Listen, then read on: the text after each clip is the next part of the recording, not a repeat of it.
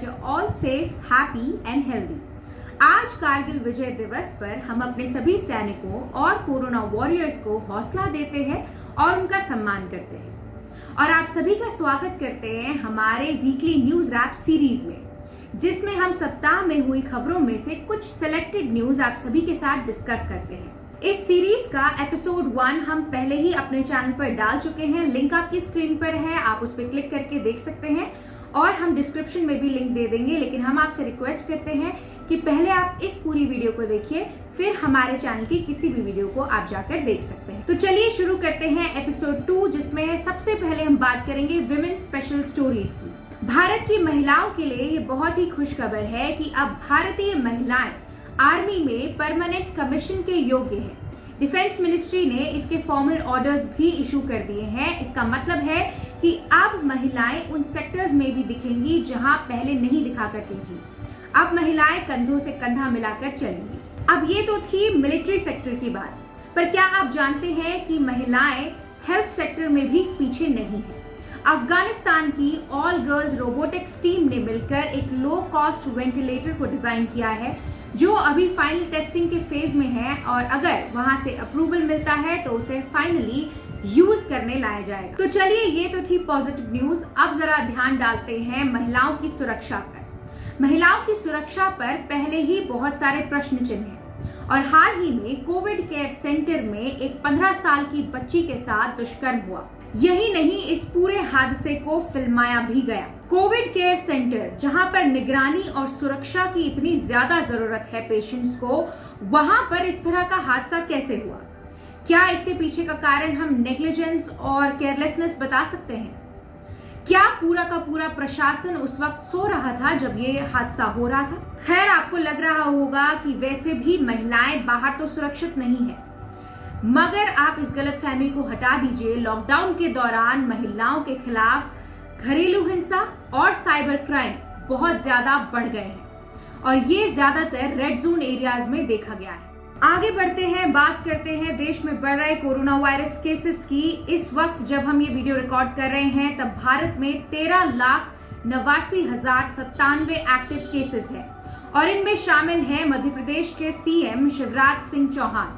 दुनिया भर में कोरोना वायरस की वैक्सीन निकालने की होड़ है, जिसमें से ऑक्सफोर्ड की वैक्सीन और भारत की कोवैक्सीन काफी चर्चा में है। ऑक्सफोर्ड की वैक्सीन ने फेज 1 में सफलता प्राप्त करी और वहीं पे भारत की कोवैक्सीन का ह्यूमन ट्रायल अब एम्स में शुरू हो चुका है। भारत सेकेंड लार्जेस्ट मैन्युफैक्चरर बन चुका है पीपीई किट्स में, मगर कहा जा रहा है कि क्वांटिटी के होड़ में क्वालिटी जरा पीछे रह गई है। आगे बढ़ते हैं, बात करते हैं विक्रम जोशी की। विक्रम जोशी गाजियाबाद के एक पत्रकार थे जिनकी गोली मारकर हत्या कर दी गई थी और ऐसा इसलिए हुआ क्योंकि उन्होंने ईव टीजिंग यानी कि छेड़खानी के खिलाफ आवाज उठाई थी। इस केस को पहले ही सीरियसली ना लेने के लिए एसएचओ राजीव कुमार को सस्पेंड कर दिया गया है। अब बात करते हैं पॉलिटिकल सेक्शन की। राजस्थान क्राइसिस अब तक भी सुर्खियों में बरकरार है। अशोक गहलोत की सरकार अब फ्लो टेस्टिंग पर दबाव बनाती दिखाई दे रही है ताकि वह अपनी मेजॉरिटी का प्रदर्शन कर सके और वहीं पर सचिन पायलट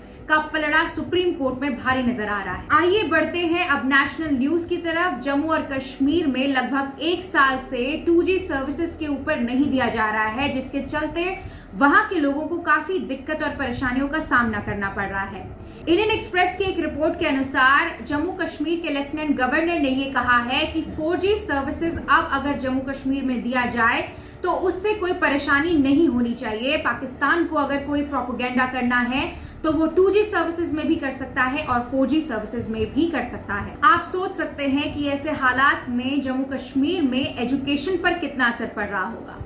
तो चलिए बात करते हैं एजुकेशन पर। भारत के कुछ शहरों में पेरेंट्स से स्कूल और कॉलेजेस खोलने पर फीडबैक मांगे गए थे, जिस पर सभी का रिस्पॉन्स ये आया कि फिलहाल स्कूल और कॉलेजेस खोलना सही नहीं है। ये भी तय किया गया था कि ओपन बुक एग्जामिनेशंस किए जाएंगे, मगर उसमें भी डिले की वजह से फिलहाल अब स्टूडेंट्स जॉब भी परस्यू नहीं कर पा रहे हैं। महंगाई के तो क्या ही कहने, और अब तो सोना भी 1 तोला 50,000 पर पहुंच गया है। भारत में अब कहा जा रहा है कि नॉन प्राइवेट डेटा अब सभी बड़ी छोटी कंपनीज के साथ आसानी से शेयर किया जाएगा। नॉन प्राइवेट डेटा का मतलब है कि आपके लाइक्स और डिसलाइक का रिकॉर्ड रखना ताकि कंज्यूमर डिमांड को मीट किया जा सके। ये भी कहा जा रहा है कि ट्रेन सर्विसेज को प्राइवेटाइज करने की बात आगे हो सकती है, यानी कि प्राइवेट कंपनी और गवर्नमेंट के अंडर होंगी ट्रेन सर्विसेज। राम मंदिर की स्थापना करने से पहले 5 अगस्त को भूमि पूजन का आयोजन किया जा रहा है, जिसमें प्रधानमंत्री नरेंद्र मोदी भी शामिल होंगे। तैयारियां पूरी जोरों पर है। अब जरा नजर डाल लेते हैं राजधानी दिल्ली पे। हर साल की तरह इस बार भी स्वतंत्रता दिवस का आयोजन किया जाएगा, मगर इस बार का स्वतंत्रता दिवस थोड़ा अलग होगा क्योंकि इस बार का इंडिपेंडेंस डे हेल्थ सेक्टर को डेडिकेटेड होगा। चलिए थोड़ा आगे बढ़ते हैं चांदनी चौक की तरफ। कहा जा रहा है कि नवंबर से चांदनी चौक को पब्लिक के लिए खोल दिया जाएगा। इस बार आपको चांदनी चौक कुछ अलग ही अवतार में दिखाई देगा, मगर अगर ऐसी ही डेवलपमेंट कई सालों पहले मिंटो ब्रिज पर कर दी गई होती तो आज वहां के लोगों को इतनी दिक्कत का सामना नहीं करना पड़ता और ना ही एक वाहन चालक को डूबने से अपनी जान गंवानी पड़ती। खैर, एपिसोड को आगे बढ़ाते हैं, नजर डालते हैं कुछ इंटरनेशनल खबरों पर। चीन का रवैया तो आप सब जानते ही हैं। इंडिया ही नहीं बल्कि पूरी दुनिया की नाक में दम कर रखा है इस वक्त चाइना ने। चाइना जो बिना वजह ही दूसरों की जमीन को खुद का क्लेम करता है। रिसेंटली अभी चाइना ने क्लेम किया है भूटान के सकतांग वाइल्ड लाइफ सैंक्चुरी को, जो कि भूटान और चाइनीज बॉर्डर पर भी स्थित नहीं है। चाइना वाइल्ड लाइफ सैंक्चुरी के साथ बॉर्डर शेयर नहीं करता है, मगर फिर भी चाइना ने उस जगह को क्लेम किया है। यूएस ने चाइना के कॉन्सुलेट्स को बंद करने के ऑर्डर दिए हैं और इसी की रिटेलिएशन में फिलहाल चाइना ने भी यूएस के कॉन्सुलेट्स को बंद करने के ऑर्डर्स दे दिए हैं। इससे एक बात तो साफ होती है कि दुनिया की 2 पावरफुल कंट्रीज अब अच्छे टर्म्स पर नहीं है। यूएस द्वारा चाइनीज कॉन्सुलेट को बंद करने की वजह बताई गई थी वीजा फ्रॉड, इकोनॉमिक इंटरफेरेंस और attempted theft of scientific research. जल्दी से एक नजर डाल लेते हैं स्पोर्ट्स न्यूज पर। कोरोना वायरस पैंडेमिक के चलते आईसीसी T20 वर्ल्ड कप को पोस्टपोन किया गया, जिसके चलते जगह बनी आईपीएल के लिए।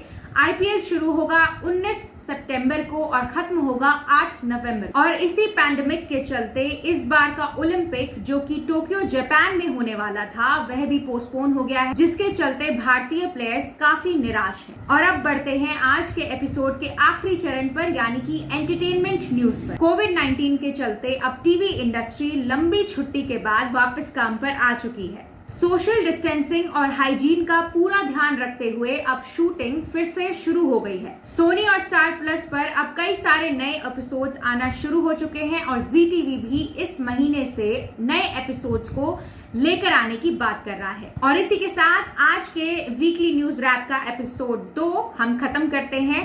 अगर आपको ये वीडियो पसंद आया तो इसे लाइक करें, शेयर करें और हमारे चैनल को सब्सक्राइब करें। तब तक के लिए be alert, stay safe and spread love. Thank you very much.